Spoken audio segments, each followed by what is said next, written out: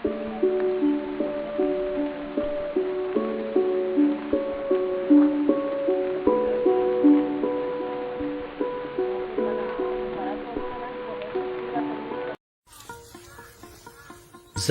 भर गया है, लेकिन वो दिन आज भी नहीं भूला।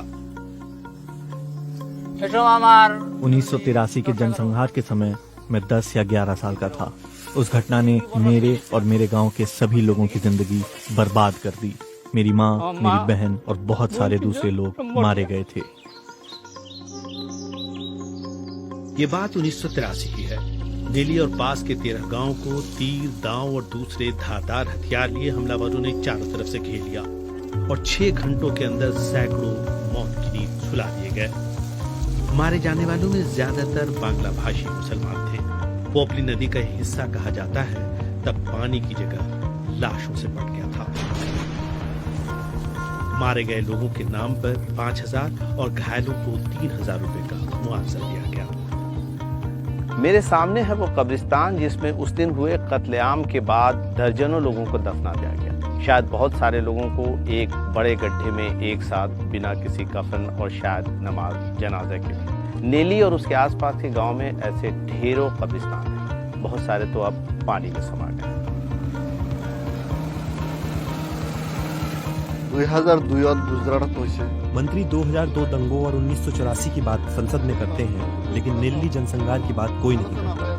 मुझे बहुत बुरा लगता है।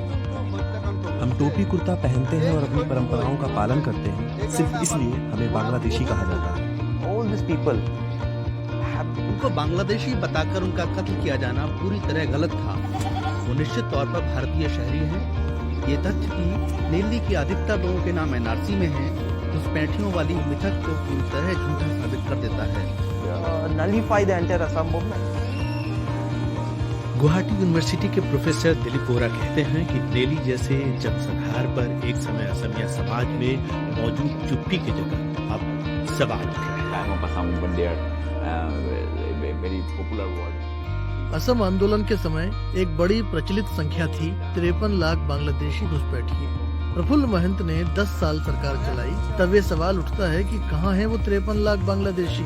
फिर कांग्रेस आई और अब अटल बिहारी वाजपेयी की पार्टी की सरकार केंद्र और राज्य दोनों जगह है। तो सवाल है कि कहाँ गए वो 53 लाख जिनकी बात होती थी।